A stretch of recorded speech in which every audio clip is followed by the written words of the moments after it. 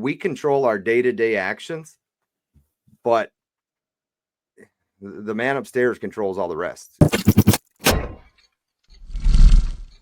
Welcome to the show. What's up, man? How you doing? Welcome to the Crucible. I am Pauly, and we also have Emil. What's going on, guys? How you doing, buddy? I'm doing great, man. It's been a week, hasn't it? It really has, man. I think both of us. Tonight's show is going to be. It's going to be a little bit of a deeper one. We've had some deep ones recently. We have some light ones too. We had some deep ones. We'd have some fun ones. We're going to get back into some fun ones. We're going to have some other people on in the next coming weeks. That's right. Which is going to be really good because there's really, endless possibilities for us to deal with as long as, we're still allowed to talk. That's right. Until they ban us. But anyways, guys, I don't see that. Before we get into it, I just want to mention for anybody who has not yet done it, make sure you sign up for the mailing list. That's going to be on cruciblelive.com. The reason you want to do it is because it gets you entered into win a 5-ounce piece of silver. I got it right here. I'll show you. This awesome piece of poured silver will be up for grabs. Another way to win, you can get on, you can subscribe to the new YouTube channel. The link's going to be in the description to that. That's going to be specifically for the Crucible. So, Pauly and I each have our own respective channels. You can kind of see the logos up in the corner, but we've created one just for the Crucible. You got to get on that one. If you subscribe to it, it gets you a second entry. In addition to that, there's also going to be an Instagram account. Link for that's also in the description. Make sure you sign up. All that good information is going to be in the description, and I might even have one linked in the chat of this video right now. All right. I'll do the same. Definitely check those out. All right, man. I got to start off by just showing you this. It's not even there yet, but look at the date on this bad boy right here. Well, hey, is that that is the new Napoleon? Yeah. For those who are not watching, you're just listening. This is from the Scottsdale Mint, and SD Bullion lucked out and got their entire stock. I remember when these went up for like a pre-sale in July. Yeah. Our good buddy Sean there. And there wasn't much activity on them then. And turns out SD Bullion got the entire stock. So is that, I have to ask, is that a frosted background? So it's like a reverse proof finish, right? It is. It's almost, I wouldn't call it really frosted. It's definitely a matte type finish. Okay. But dude, it's just, did you get any? I have one coming. It's probably, that's what I think. And it's 5 ounces. It's a nice chunk of silver. Seeing you with your fingers all over it kind of gives me anxiety, but it does. Well, it's just, if I was a grader, this is how they'd hold it. Right? I know, man. They would ruin it. They would totally ruin it. Right. Yeah. Well, yeah. And from your experience. Right. It's the worst. But this thing is definitely cool. They're doing 12 different designs in the course of 4 years. So this is the first for 2024. We can expect 2 more into 2024, and they're going to be doing gold versions, which is going to be neat. 2 questions that maybe maybe you don't. Are these like past world leaders, or what's the theme? The theme is Commander, right? So that's what I'm going to go with. I'm expecting we're going to see a George Washington at some point in time. From there on, I maybe Alexander. It's all hit or miss. It's like this gangster series I've got. Started with Al Capone, then it went to Bonnie and Clyde, and then it went to John Dillinger. There's one more in that series, and there's just so many to choose from. Who are they going to choose? And that's kind of a weird series, but really something a lot of people are into. Those murdering people, man, and people get excited for stuff like that. To have, I wouldn't really call it history, but just a beautiful piece of art in your hand. Those are 2-ounce silver coins, but man, they are something else for sure. So you said there's a gold version. Do we know 1 ounce, quarter ounce, 10th? What are we doing? I've heard 10th and 1 ounce, and I've also heard 1 ounce versions of this silver coin as well. Okay. I'm going to say, don't quote me on nothing. I only know as much as anybody else. I'm going to say you're not going to really see those until closer, or if not into 2024. Kind of like the Spanish Mint does with those doubloons. We're going to see the 1/10 stallion the beginning of 2024, which the stallion was the 1 ounce version here in 2023. And then we'll see the next 1 ounce version middle 2024. 2024, right? And then follow up 2025 with the 1/10 version and so on. Right on. Those are beautiful, by the way, man. I love the Spanish ones, the doubloons. Dude, that reverse proof is. That's a good finish. I'm a sucker. I'm a sucker for it. Speaking of being a sucker, now I'm gonna pop this up on the screen. That was good. That was good. That was a good intro to what we're about to talk about. That was good. Not pointing fingers at us. All right, let's take a look. This right here, tell us what this is. Okay, so this is the New Zealand mints, trading card coins, right? So they're called mint. You can see them at the top. Those who can't see, this woman is getting ready to unbox. Now, the only reason I know it's a woman because we watched this earlier, and the voice is the voice of a woman. So they're getting ready to unbox them. There's, they're like trading cards, but they're a silver 1 ounce coin, and they come in different mintages. Each coin has a different mintage, and there's only so many of each one, so on and so forth. And the big hunt is for the gold, right? Yeah. There's also 10 1/4 ounce gold pieces of these Marvel. Now, before this one, this is the second edition. Before this one, they did a Star Wars, and these things sold out minutes. 8 minutes, I think this one sold out in. It was maybe 10 instantly. 8 minutes is probably even pushing. It was probably less than that. It took them longer to hit the stopwatch off, you know. Yeah. I think how about these ones? Did these ones sell out that quickly? 8 minutes. Yeah, these are the ones I'm talking about. Oh, okay. 8 so minutes. For the Star Wars one, do you know how fast those went? I don't. I do not. I would have to say about the same time, really. All right, so we got some color coding going on here. You see the slab has a backfill right around the coin, and so I'm guessing that these mean something. Like every color means something different. Like if you look at this one's just a silver coin. It has Captain America on it, and you can see the one that's a proof. Yeah, is they're all, I think, proof finish, right? But here you got this purple one. You're right. The colorized proof, and this purple one actually has, it looks like gold ennobling on it, or what would it be called? Gold plating. Gold plating, sure. Right. So my guess is there is some level of rarity to these different versions, right? The purple back versus green back. Your guess would be 100% correct. That's right. They did. If I did the math right, there's a total of 510 possible coins, and they come in different rarities. You have common, uncommon, rare, ultra rare, and then I forget what they call the gold, extremely rare, something like that. We'll get into them.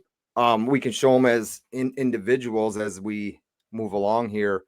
All right. So how about this one? Yeah, right there it is. Right there it is. So we saw the green in that video of the unboxing. The first coin we saw had that green outer. Those are going to be your common, what they're calling limited mintage, and there's 250 of those. All right, so then we move on from that one. This one is uncommon. So your uncommons, your 150s. So it's dropping down from there. Yeah. So pulling an orange one would automatically make the value go up. In the collector's world, yes. In the collector's world, there's no worlds, yes. There's no added amount of scarce silver mintage in them, right? There's no, just a scarce. These are all 1 ounce. These are all 1 ounce silver coins.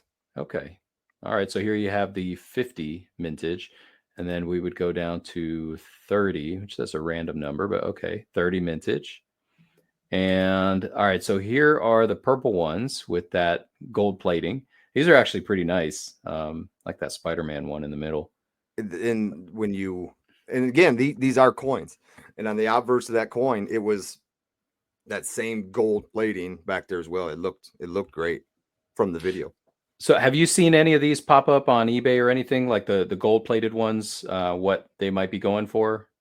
I have not seen singles on eBay yet. As far as I know, these things are just getting in the hands. So eventually, very, very soon, you might even see unopened boxes that are on pre-sale that somebody had ordered and bought, and now they want to try and get rid of because they sold out so fast, right?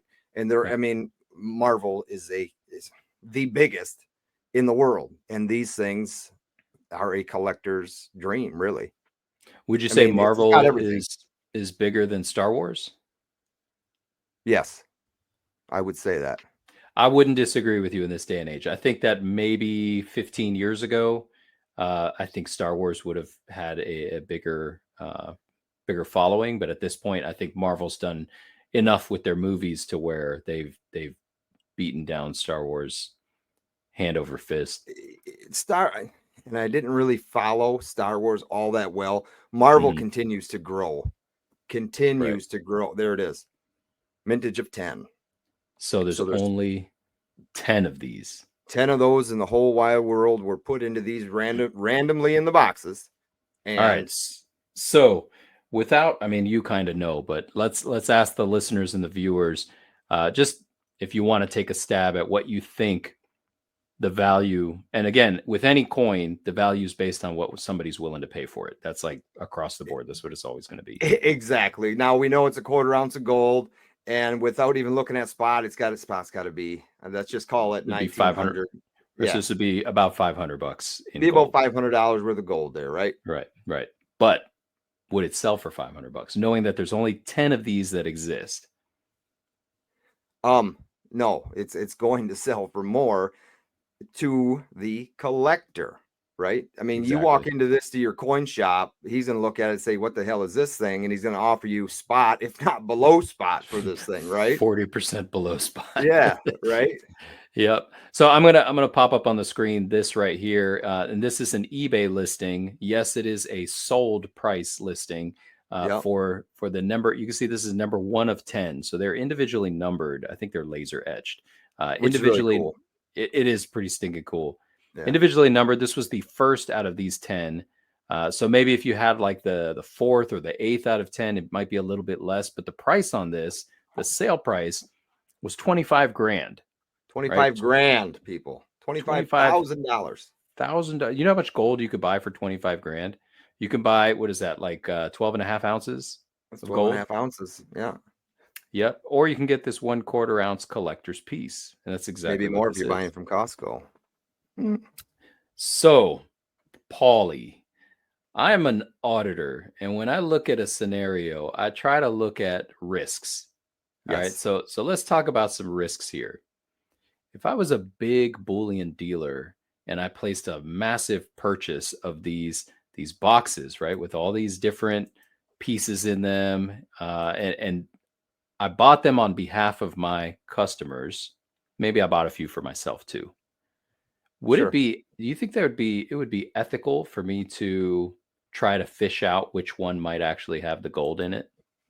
Ethical? No. Is there But any way to stop somebody? no. In this day and age, there is really no way to stop somebody, and we've chatted about this privately. We kicked around the idea that what if somebody was to start weighing boxes, right? Because you're talking, if there's 2 ounces of silver in each one, plus the weight of the plastic holder, and plus the weight of everything else that's in there, if you got 50 of these boxes, if there's a piece of gold in one of them, one should weigh a little bit lighter than the rest of them, right? Right. In Should, theory. in theory. So But go on. if I were New Zealand Mint, I would have thought about that. And the only way you could really mitigate a weight difference is to pack a little bit of extra weight, like, I don't know, 3/4 of a troy ounce extra weight into the packages that actually do carry the gold. Now, I'm not sure if they did that or not, but if I was New Zealand Mint, that's what I would consider doing. So let's say hypothetically they did do that. Would there be any other way, you think, for somebody to fish out whether or not there was gold? Yes. What if said dealer had some type of tester for testing metals through said box and could actually find out what type of metal is inside of that box, right? Would you mean like a little device that you would swing on a beach and it beeps when you're looking for beep, when beep, yeah. beep. Yes, definitely one of those. Definitely one of those. But here's an interesting one that just kind of popped in my head. Sure. XRF machine. XRF machine. Could you scan that through that box and through that plastic, or does it have to be just the physical gold in there? I almost feel like there has to be nothing in between it. Like, I don't know. Okay, but what if they were doing, I mean, are dealers buying slab coins from people? I'm wondering if, can you put a slabbed coin inside an XRF machine and scan what's in it? Because I don't know. I mean, essentially that's all you're putting in there is a slabbed coin and a little bit of cardboard, you know? All right. If anybody in the comments has any experience with XRFs, go ahead and toss it in the chat. Let us know if you think an XRF could take that box and dig through it and determine if it has gold or silver in it. I'm curious. We're just kind of spitballing here. But what you said as far as the metal detector, I believe there's certain metal detectors that they can discriminate. Hone, between silver and gold. You know, if it's a different tone or pitch that it puts through your headset or however they work. You know, I don't know, but maybe someone in the future will know that we chat with. We'll find out. Maybe we should bring a metal detectorist on the show. Bad idea. Bad idea. So yeah, I mean, there's a lot of possibilities. It's not possible. Right. And the reason we bring this up, and it's so timely right now. I want to show this image. This was shared with me by somebody, and I don't even know who this person is. I'm throwing the name up. And again, this is not an accusation. We don't know the person. We don't know anything about him. And perhaps this was just luck of the draw. But my understanding is that this person is a big bullion dealer who has a direct line to New Zealand Mint. Means that they're a buyer from New Zealand Mint. So they were shipped a large quantity of these pieces, and clearly the person sells to other people within the community. But lo and behold, he ripped a few and just happened to rip a gold one. And again, no accusation, because I don't know. Like, I don't know this guy, but what are the odds? And either he's really lucky, and that's fantastic, or he just made himself a $25,000 payday, and one of his buyers could have potentially received that and now will not. 100%. 100%. You're right. And this is just, so this is a Facebook posting. We left the actual site name out of it, but this is his name. This is information. It's fine. Again, there's no accusations, but this is why we rip Chasing the Grail. Right. There's a lot of speculation, and that's fair. All we have is a picture, and that's it. We have a picture. We know he's a big dealer, and we know that there's ways that you can do this. And that's my only concern when you're dealing with people online or people you really don't know all that well. There is a greed factor. Yep. There is definitely a greed factor. Now, that's not taking away anything from the rest of the trading coins that are in this series whatsoever, except the fact that this is what people are going for. So when you see a picture like this, 2 to 3 to 4, even a week prior to you even receiving your boxes that you bought, you already know that 1 of 10 is gone. Bingo. Is gone. And that's exactly it right there, Paulie, is that this was posted before any non-dealer had these in hand. 100%. And there's a lot of people that I know that bought these from quote unquote dealers on pre-sales. And I'm not saying any of them isn't trusting, but with seeing something like that and knowing how much a Star Wars sold for and knowing that Marvel is Marvel, don't put it past them. I know these things are really, really tough to get from New Zealand Mint. And the reason they sell out so fast is because they are pre-allocated to some big dealers. And it's a big, big piece of the pie that gets taken out before you and I get a chance to go on the website and purchase them. Because something like this, I wouldn't even want to be on the website I'm assuming it crashed multiple times for people. Oh, for sure. I mean, and how many would they have even had left? Because most of them were allocated to dealers. Exactly. So it's, again, it's not that I want to compare them to something like a Vault Box or an Ultra Break or something like that. The only reason I'm comparing them to that is because I've tried 4 times now to get a Vault Box.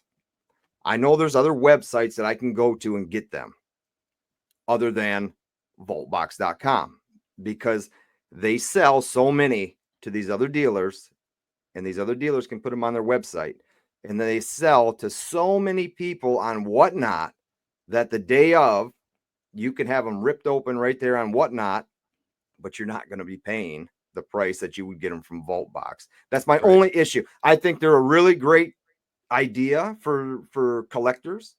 I honestly do, and that's why I continue to talk about them. What I don't like is how they go about getting them to the collectors. And that's the way it's been, and that's the way it's going to continue, because New Zealand Mint wants to get rid of their stock, knowing that they can do it quicker by selling to different dealers, or VaultBox, knowing that they can sell 50 to one guy on Whatnot and another 25 to some guy on Whatnot, rather than me buying one or two. Right. And there's before we get off this topic, there's one more thought to this, talking about the website itself. So you're talking about New Zealand Mint, and I mean, we've had this conversation, I think, about the US Mint too. Anytime there's a big item that is going to do well, it's going to sell out, and it's going to carry a big premium once it's sold out, what you typically find is there are people who have these computer programs it's basically a bot that it has 100 different accounts, and it's trying to force its way in, meanwhile muscling everybody else out of the queue to purchase. So you end up, like me, I can't even tell you how many times I've been bumped out of the US Mint's website while trying to purchase on a release date. Happens all the time. But then you have somebody else who ends up with like 45 of them when the limit is one per household. It makes you wonder. Actually, you don't wonder. You know exactly what that is. That's a program. Right. So, and that's actually something that I'm doing live on my own personal channel. Is the US Mint's next big hurrah is the reverse proofs, first time ever done, the Morgan and Peace dollar. And I want to see how that website runs. I've been there for the, not live, but I've been there for the uncirculated release and the proof release. And they have what they call now is a waiting room. And you log in, and there's no just trying to click and get booted out. You get put in a queue, and it tells you how long your wait is. And it was pretty smooth as far as that goes. I want to test it live myself. You know who started that? Who's that? The British Royal Mint. Did they? Because they were doing that about 2 years ago. I was trying to buy, I think it was Una and the Lion or something like that. Okay. And I was put in a queue, and I was like number 120 something, and they sold out before I got. I think they sold it. When I got to like 60 or something, they sold out. But it was pretty interesting. Yeah. Anyways, so what are we talking about today? Well, within the title, it says real life tragedies. I had a big thing happened to our one of our family members this past Saturday, but I'm going to get into that one, kind of the last story I want to talk about. But how real life tragedies can affect you and many around you, and then makes you think completely differently on life, right? Because we don't control it. Like, we control our day-to-day actions, but the man upstairs controls all the rest. And we don't know when that hourglass is, that last chunk of sand is gone, man. We don't know. Our lives are so short here, and some, they just don't get to live as long as they should, they should, right? Yeah. So first story I want to get into, and then kind of kick it to you, is almost 25 years ago. I was at my friend's house, and 25 years. So I was 13, 14, maybe 15 years old, however old I was. And my friend's mom wanted to go out that night. She's 37 years old, single mom, mother of 3. And that house, she was like a second mother to me, right? And it was one of those houses that was, you went there, I call it a flop house, right? I don't know, you growing up, if you ever had a friend like that, or a place like that you could call that this woman would take you in no matter what, right? If anything went wrong, she was loving, caring, worked hard for her family, and just loved everybody around, loved being part of it, right? The kids coming over, hanging out, telling all the stories from school. basketball in the front yard. She was a great woman. Obviously, you know where I'm going with this story. So she wanted to go out with a friend that night. A friend was having a hard time, and they were going to go. And she never had a chance to go out and do anything on her own because of the kids growing up. I think the oldest, which I'm still friends with today, we play softball together during the summer. He didn't have nothing going on, and we were hanging out there, but he had a younger brother that, you know, couldn't take care of himself. And we decided, yeah, we're not going nowhere doing nothing. We'll watch them. I'm trying not to use names the best I can. Yeah, we'll watch them. You go out, have a good time, whatever. See you when you get back. We might have said some other stuff about dudes or whatever. Don't bring no dude home, or, you know, stuff like that. Right. Yeah. And she was your typical 80s chick. She had that hairdo, you know what I'm talking about, with the curled bangs and hairspray everywhere. Frizzy, and yep. Real skinny thing. 37 years old, man. They went out that night. They went to a bar in a little town, and on their ride home, they took the back ways out of town just to stay on the up and up. The driver probably had a little bit too much to drink, and they got on a road that they didn't know. And going down this road, my brother and a bunch of his friends on that same road, on the same intersection, about lost all their lives. Whoa. The woman was driving, so I'm gonna do the best I can. The road kind of goes like this, and then turns, and then turns. Why it makes that turn is there's a river there. And the guardrails, I guess they just didn't come out far enough. Gotcha. And it was a foggy night, and she was probably doing a little bit too fast, and she had been drinking. And they hit that guardrail. Over the guardrail they went, about, I would say, a 20-foot drop. Oh my gosh. And they're in a little S10 pickup. This is 1999, October of 99. Truck flipped over on its top. The driver was able to get out, and mind you, this is a back road, rural area, and there's not many houses around. So how far she went was quite a ways after coming to her own and figuring out what the hell just happened. And her friend isn't responding. She gets to a house. Really, really long story, kind of cut a little bit short, is Shelly was her name. When that truck flipped over, there was a rock in the middle of that river, and her side of the truck hit that rock through the roof and bumped her in the head. And she drowned in that pickup because she was knocked unconscious. And her friend didn't have enough sense to try and help her because of probably just drunken, just whatever. Right. And maybe if she was flipped over, rolled out of there, tried anything, she drowned in that pickup from the time that girl went to a house and somebody come back. And by the time it was all said and done, she was dead on arrival when anybody of emergency showed up. And that was a life that I answered the phone that morning. I answered the phone. It was 2:32 in the morning, and it was her sister.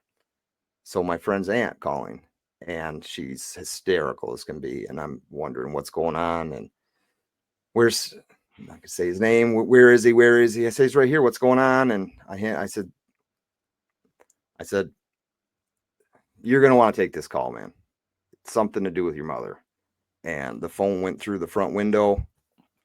And that's where that story ends. It was a heartbreaker for a lot of people in that little town because, like I said, she was a second mother to a lot of people. Right. A lot of people. And she's buried right up the road from me, and I stop and say hello as often as I can because I really wish she was around still today. I really do, to see she could see her sons grow, all that stuff. I mean, again, this stuff happens every day to people, every day. But when it happens to you, and then still this many years for me, that, you're stopping at a cemetery talking to somebody that's hopefully listening still, Right. It's a tough situation. It really is. Yeah.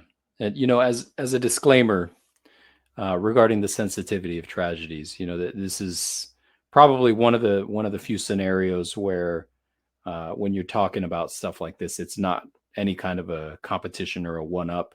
No, If anything, it's more so to share and empathize, because I think, our listeners, like you said, it can happen to anybody, and it does happen every to day, every yeah. day, right now. So, I mean, personally, I have a kind of bit of guilt in discussing tragedies with myself, because Sure. I've Okay. actually been fortunate enough to not have had my life crushed by one. Again, God forbid it doesn't happen, at least in the foreseeable future. But I've been fortunate, but I have been witness to the tragedies of others. Obviously, everybody I think that's watching this has lived through 9/11, so we all remember that, and Yeah. we've talked about that a few times. But in a past life, probably about, I don't know, 10, 15 years ago, I used to work on a children's cancer unit, and the experiences Wow. there were across the board.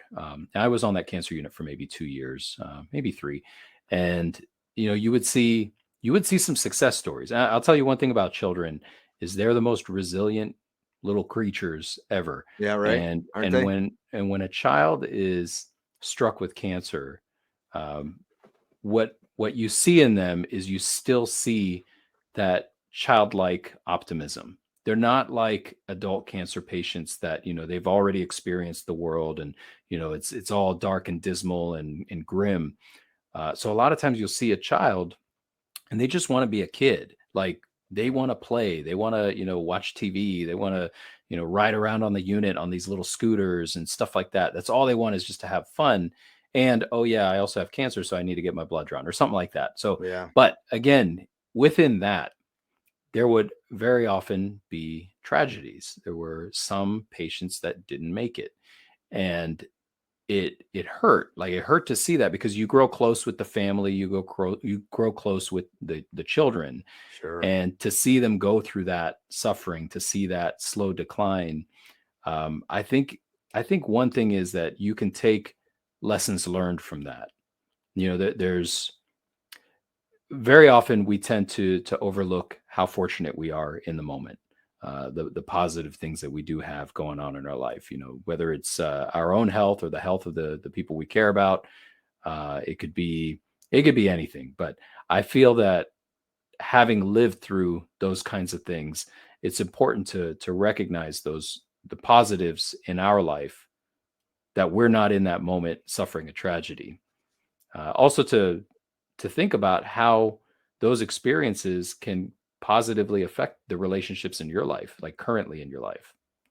One thing that always struck me was how families would take that tragedy. Again, on the cancer unit, sometimes there were children who, when they passed away, the parents were devastated by it, and they couldn't even look at each other. Maybe they're looking at their significant other, reminded them too much of the moments of pain, or maybe it reminded them of, just seeing the face of their child in their partner, and they couldn't bear it, and they would break up. And there were other ones that maybe they were on the brink of divorce before, but having experienced this, it actually pulled them together, and they banded together and stuck through it. So it's really interesting how a tragedy can affect your relationships, because I think in the moment, it clears out all the garbage, all the stuff that didn't matter before. All of a Sure. sudden, those things matter. Like, important things start to matter. Sure. 100%. Yeah. 100%.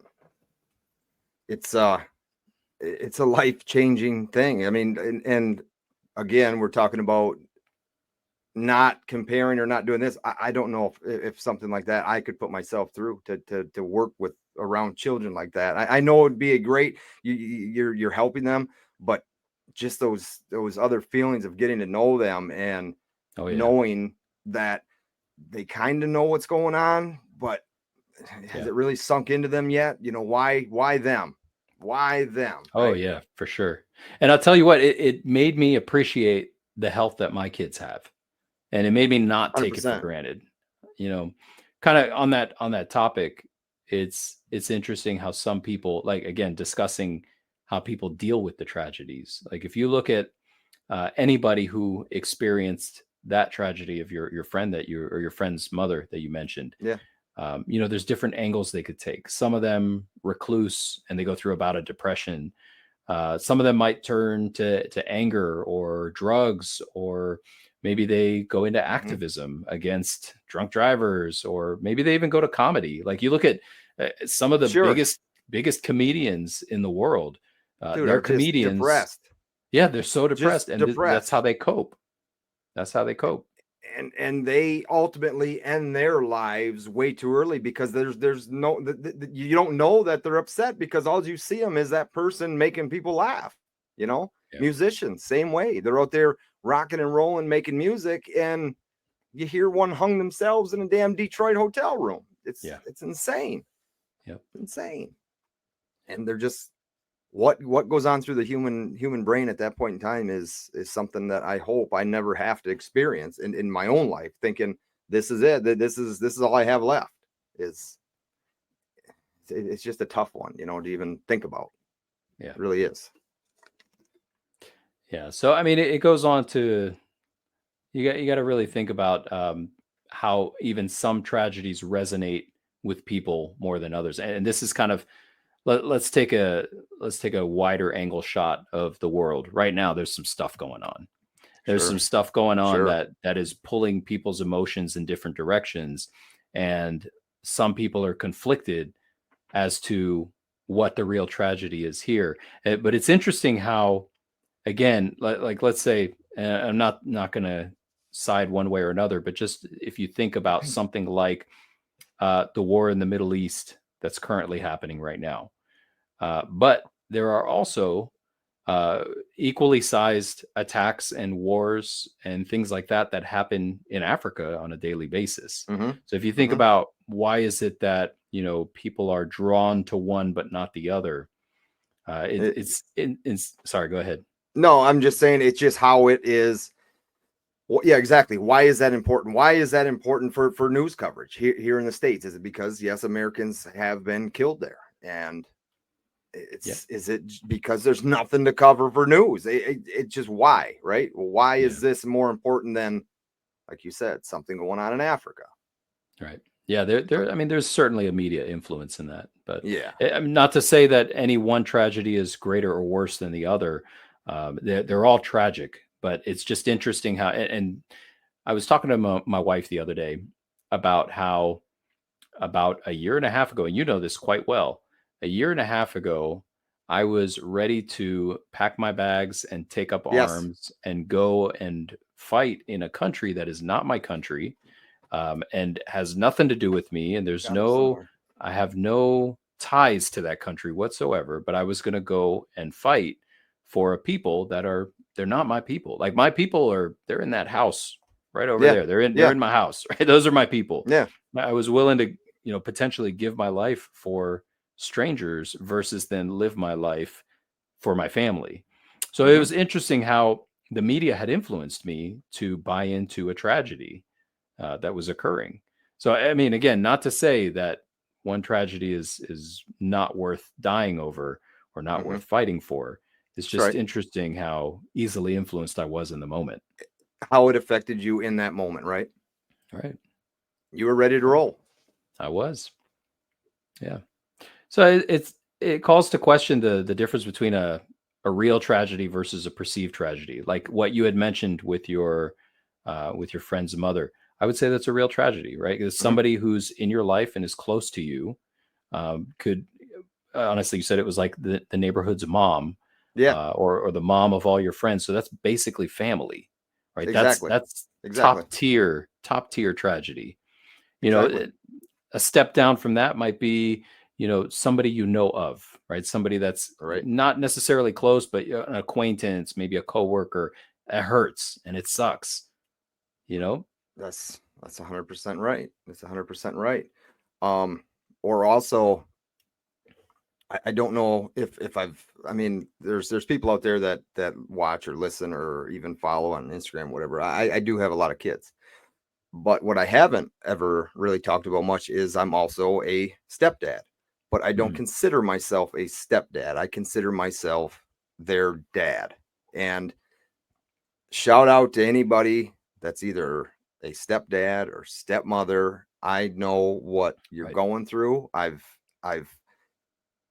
Without getting into it, the only piece of advice I can give somebody who is just getting into a relationship like that and caring for other kids other than your own, or you don't have any, is give them their space, do not pressure, and show them the same love you would show any one of your own kids, or if that was your own child, in fact. And it is very, very tough. It is very, very tough. And they will do things that you wouldn't think a kid would ever think about doing to try and get you out of their life. And ultimately, it ends well, right? It ends very well in the situation that I'm in. And there is a lot of extras that come with that. They have a whole nother family. They have a whole nother side of their family, which in return I take in as part of my family, right? Their cousin was just killed in a terrible car accident. 20 years old, coming home from the Army. She graduated high school in 2021, joined the U.S. Army, military police. Coming home to see her brother's child play a sporting event from Kentucky. Also, the same 20-year-old was helping a friend she met in the Army get out of a toxic relationship. Oof. Abusive, terrible, terrible things, right? And I'm speaking about this. I knew this girl for quite a few years. She's been in my house. She spent the night with the kids and all this stuff. And it's not like I didn't know her, right? She was an important part of my life, just like anybody else. And that friend came along with her for that ride, coming home. Said, let's get out of here. I'm going to be gone for the, weekend, 4 or 5 days. Going to go up north. Sure. Come on. She hydroplaned on I-71 in Kentucky, like exit 63. And it just so happened a semi with a blown tire was parked off to the side of the road. And she hydroplaned just enough to where her vehicle happened to slide, doing, again, probably a little bit too fast for the speed, for the conditions of the road, and slammed into the back of that semi trailer.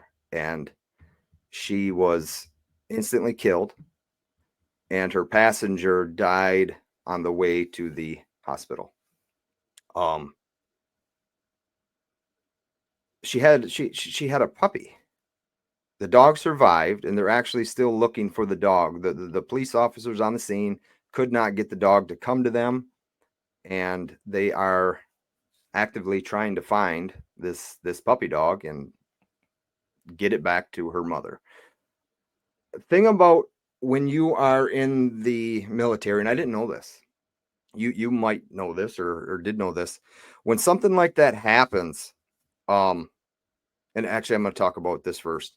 There's an app out there called Life 360. Right. It is an app that allows you to, kind of like a Find My Phone if you have an iPhone, it allows you to add users as you see fit into your little group. And that app shows you where they are via their GPS in their phone, and it actually shows you how fast they're traveling, and it shows you if they're just sitting on a inside their house. It shows little emoji sitting on a couch or whatever. This app, you know what a push notification is? Yep. So within any apps, like my trail cameras pushes says, hey, you got a picture on your trail camera. Well, this app actually sends text messages. And at 12:04 a.m. Saturday morning, her mother got a text message from that app saying irregular activity on so-and-so's phone. Phone could have been dropped. Phone could have been thrown. Contact this person and just make sure they're okay. Text message. phone calls, 2 phone calls, nothing. She opens up the app and just sees that phone is just not moving. It's on, it shows her exactly where she's at, but it's just not moving, right? It's just not moving. Wow. And she sat there and watched that phone and waited for a text message and waited for a phone call. And then she got a knock on her door about an hour and a half later. And it was the Michigan State Police. Wow. And at that time, she didn't think anything was wrong. Her husband is a deer hunter, and she thought maybe he did something illegal. And that's why the cops were there, because the police asked for her husband. And this is the first thing she thought of. What did he do? And it wasn't that. Those officers let her know that her daughter had been killed in a car accident. And that was Saturday morning. She did not get to see her daughter, I believe, yesterday.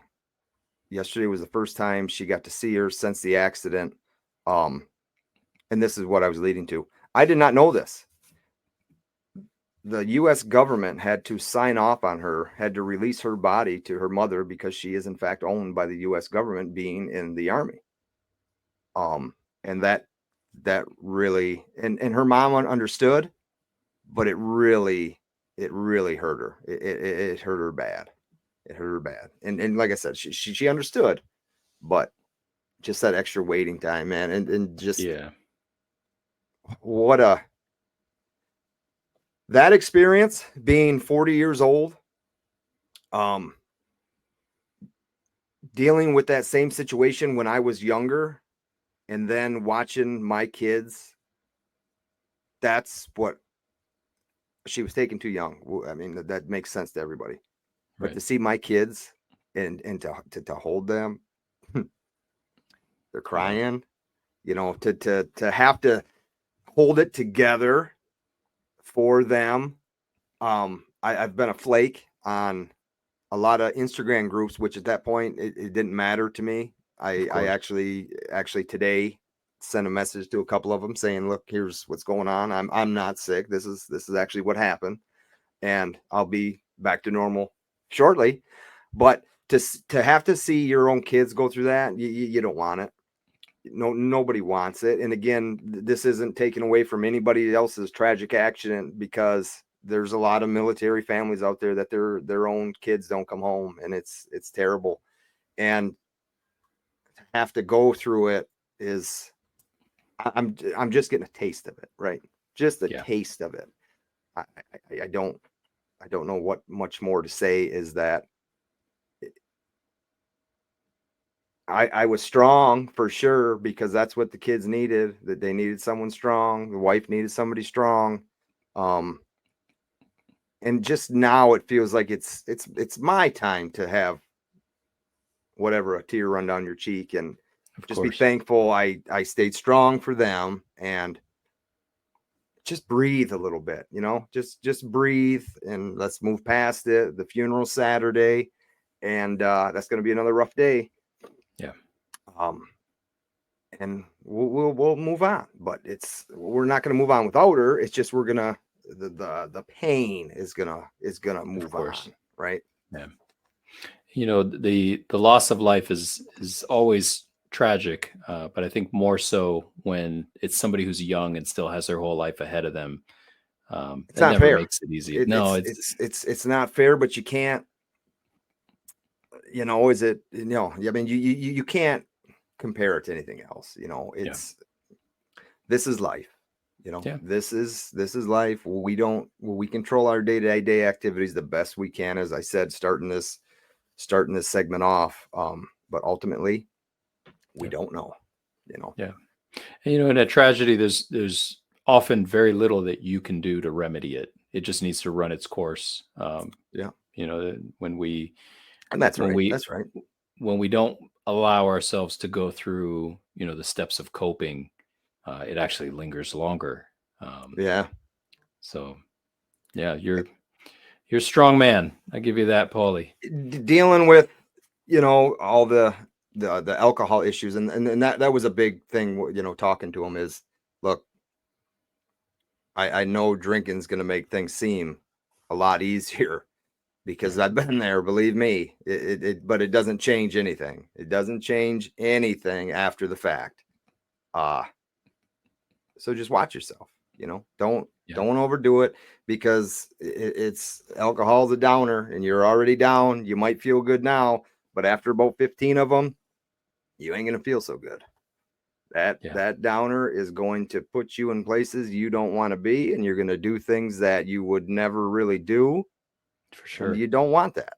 It's a slippery slope, That's right. It becomes right. What do they call it? Chasing the white dragon or something like that. But that's with any numbing agent, you like the way it feels in the moment, and then you just want to recapture it. So you end up in a hole.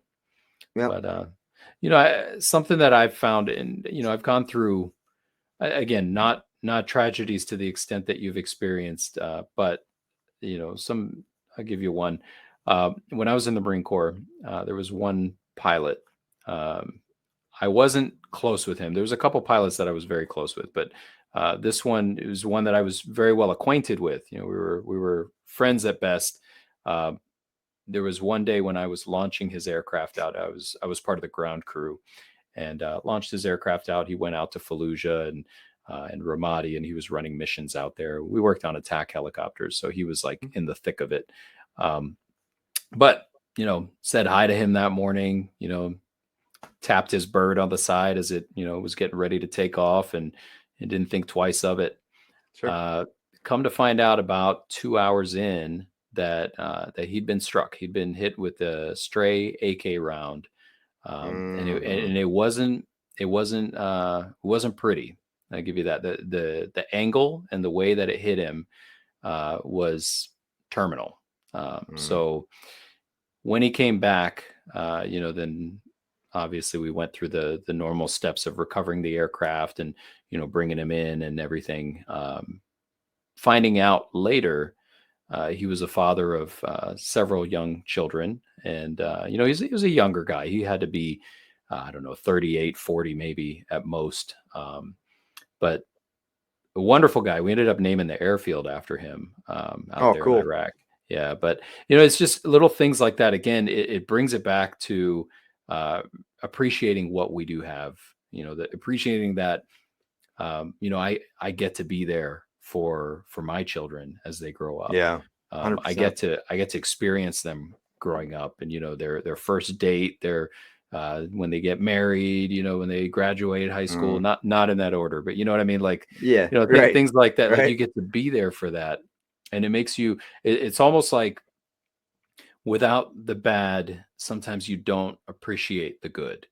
And that's not to justify that bad should happen in anyone's life or everyone's life, but just recognizing that those ebbs make you really appreciate the flows when everything's going great.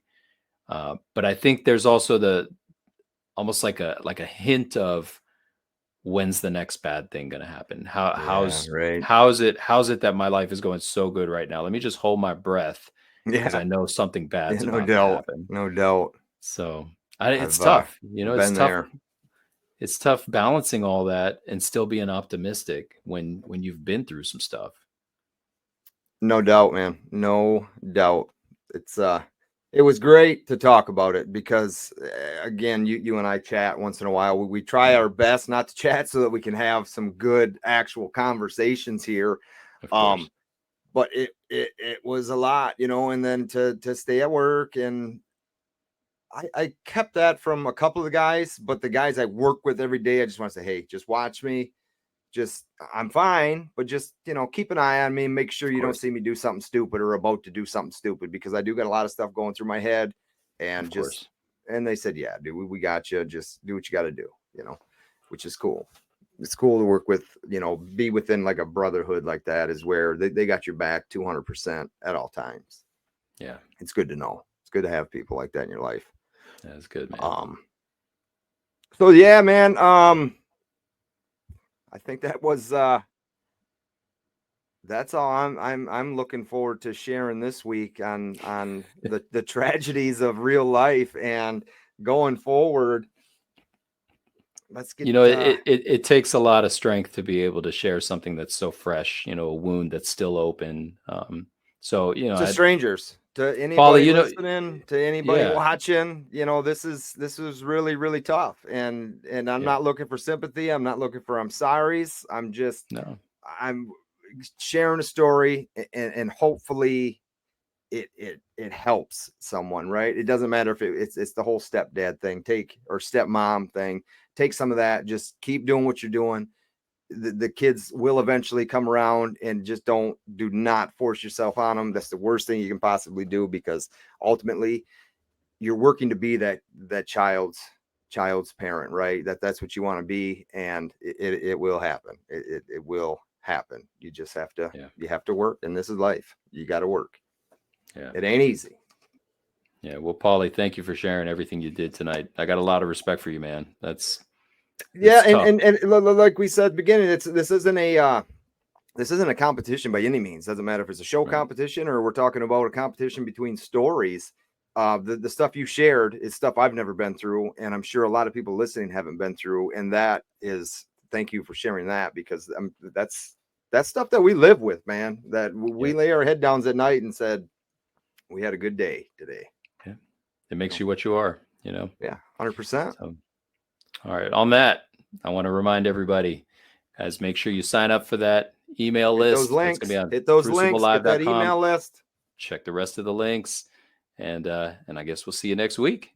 We definitely will, right here. All right. Right here on the Crucible.